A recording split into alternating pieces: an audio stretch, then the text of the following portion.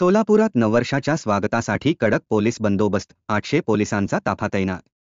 31 डिसेंबरच्या रात्री नववर्ष स्वागतासाठी सोलापूर शहरात कडक पोलीस बंदोबस्त तैनात करण्यात आला आहे।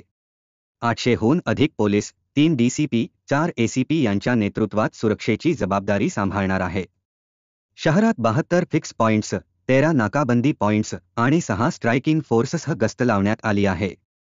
मुलींच्या सुरक्षेसाठी दामिनी पथक तैनात असून गुन्हे शाखेची 6 पथके आणि साध्या वेशातील गुप्त पोलीस निरीक्षक देखील कार्यरत राहणार आहेत।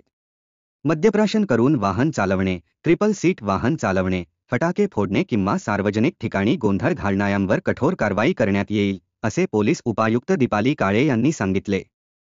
शहरवासियांनी आनंदात व सुरक्षिततेने नववर्ष साजरे करावे, असे आवाहन पोलीस प्रशासनाकडून करण्यात आले आहे।